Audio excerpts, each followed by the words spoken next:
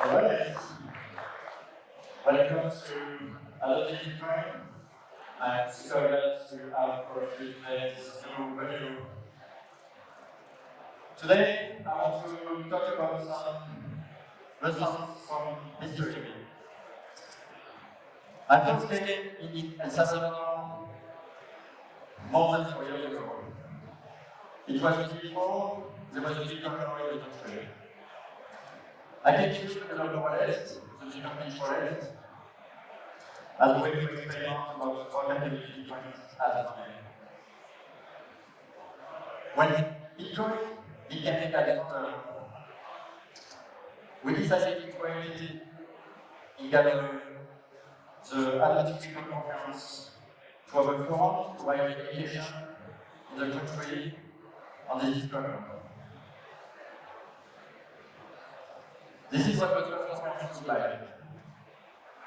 At the time, it was very society, which is this payment layer on top of the layer 1 of Bitcoin.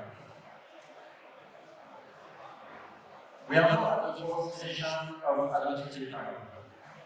And for me, instead of relating to the past, I want to open this experience to think about the future.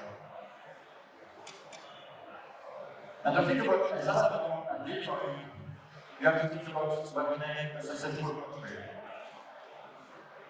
If you're a startup entrepreneur, there are a lot of books and reading you can have because there are a lot of successful companies, a lot of successful startups.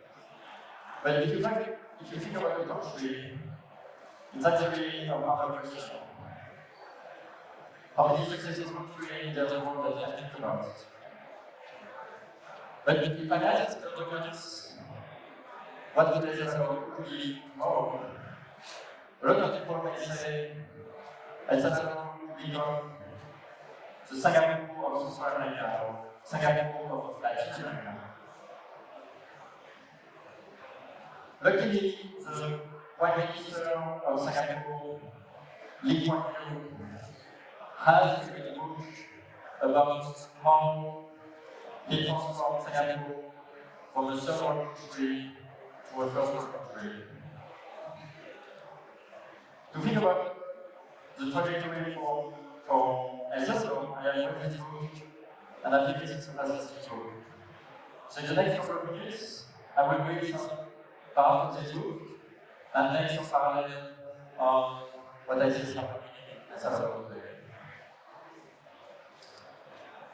How did Singapore started? All of a sudden, on 9 August 1965, we were on our own as a independent nation.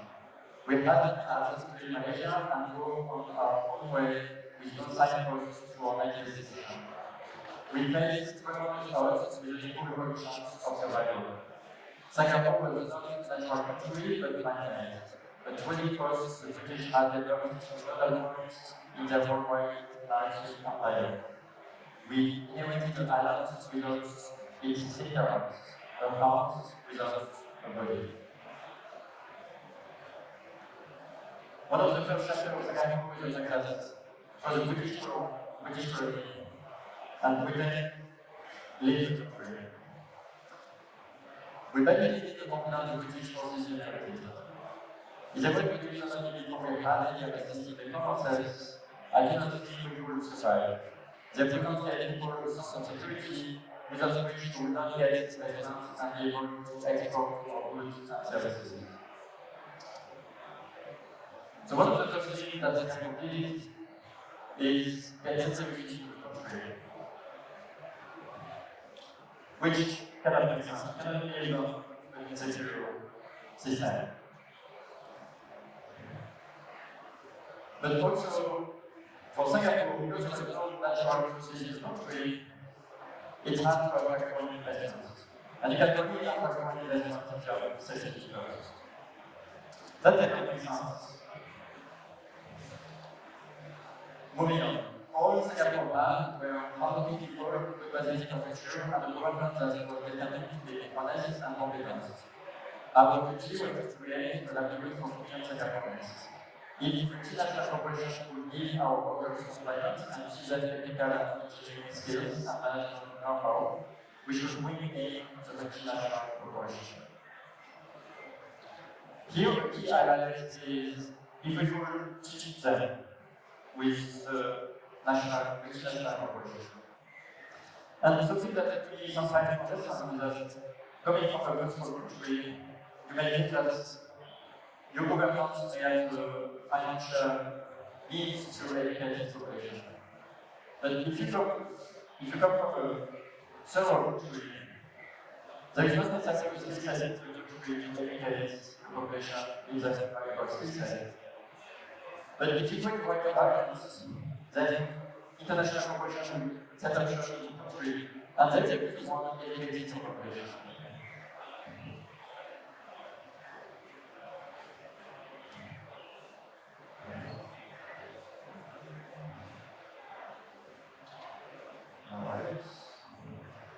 The second part of my strategy was to create the first world oasis and first world project. In Singapore, we established world standards in public and personal security, health, education, education, transportation, and services. It will become a base camp for entrepreneurs, engineers, managers, and other professionals who have business in the region.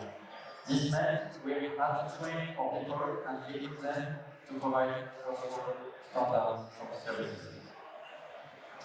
Next, assistance should provide Singapore with jobs through industry and not like the dependent on perpetual injection of aid. Our workers. The world does not owe us a living. We cannot live as a labor. So here on the side, today there is 3 million Salvadorians that move out of El Salvador to the US and Canada. And that's something every month like their country. And you may think maybe it's a good thing that all this is being rejected. But the kind of Singapore is the Prime Minister says, we don't want aid, we want to educate our people so that they can have better skills. And so all this is being undertaken from the US. This may be wonder, is this a blessing or is this a curse? At least the Prime Minister of Singapore has a strong opinion on this. Another exciting I have in this book is the following. So, this is for me before they make their exposition. I thought the best way to comment them was to show that the works of Singapore to their hotel and my office were neat and simple, lines, shirts, and trees. Without the word being said, they would know that Singaporeans were competent, disciplined, and reliable, the people who will learn the skills they require to learn. So basically, what is Singapore mentions that the work between the airports and the offices was neat and simple. On the right-hand side, you see what I took every year ago coming from the airport. And you see these blue, white, blue lights, and those lights, maybe because I had to cover it tonight, there's like 20 kilometers of road, all between the airport and San Salvador. And at the time, I was like, oh, well, that's nice, but it's too good. And that's the creativity that you want to do. But then I realized it's a lot more than just nice thing. It's about giving the best of expression that Singapore has, that it's a DCC country, because there will be people coming in with a manager making an investment in the country, and if there's person that must be right, it's a good investment. And I believe this is what the slides are. Of course, this type of government thing is key that the Prime Minister of Singapore focused on. When the government took office in 1959, we set up a digital institution. We were seeking by the corruption and data of Asian leaders. Fighting for freedom for their purpose people and making members of their rights. Their society is by law. Of course, to eliminate corruption in society. Okay, let's talk about finance development.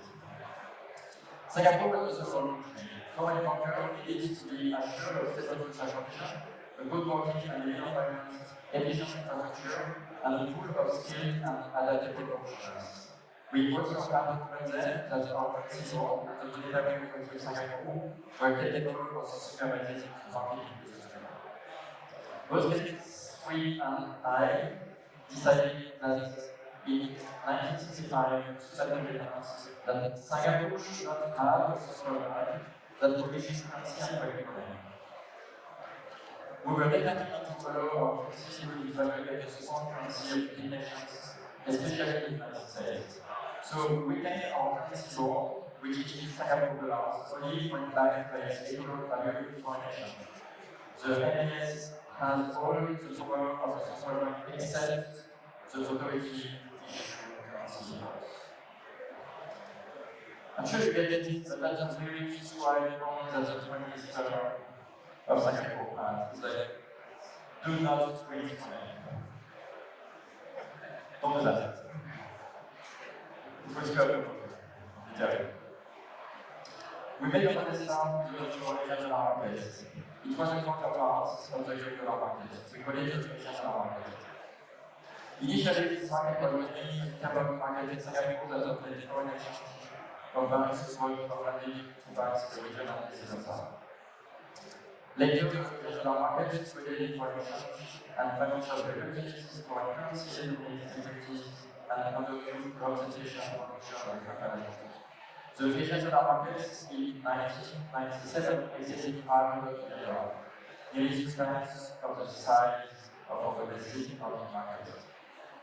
So here a question we can ask is this modest, quote-unquote, Bitcoin adoption for example, the equivalent of the offshore market for Singapore in 1960? And another question I have is, how does Salvador today do they have a lifetime opportunity to create, to integrate with Bitcoin before banks is able to contribute? Because it could do it, but so far it has not a bit slow. The takeaway is that Singapore became the first central class information from several contributors. Because many things were first. A good environment, good infrastructure, educated population, rule of law, competent regulators, and so on. So if you want to learn about happiness and Salvador, I definitely encourage you to read this book. What is aesthetic design? It's a forum financed mainly by foreigners that provide education in Salvador in matter. It's a different conference. Speakers are primarily related to a process of call for participations. Focus on Bitcoin and Bitcoin money. I want to thank you all the speakers today as I'm today participate in their time and also be here. Also, thank you to all the sponsors who helped us make this conference. Blink, which is our independent company, to help Salvador and other people who want to use Bitcoin. As people for creating a system to be able to buy and sell Bitcoin with one shot. Suddenly, that is going to solution for miner, so that individual can buy Bitcoin. Debug for developing an open source solution for merchants to accept Bitcoin. Teddy, who is bringing back currency with an e-cash system, which is very important for more currency on Bitcoin. Figure Venture for being an amazing investor. And finally, Chunky building POS system and work card management system to use Bitcoin. Thank you to the team. I know you're hard at work right now. Welcome to Attendees Bitcoin. For the people who have been here for years, that's amazing. For the ones that are new, I think you're in the class. Thank you very much.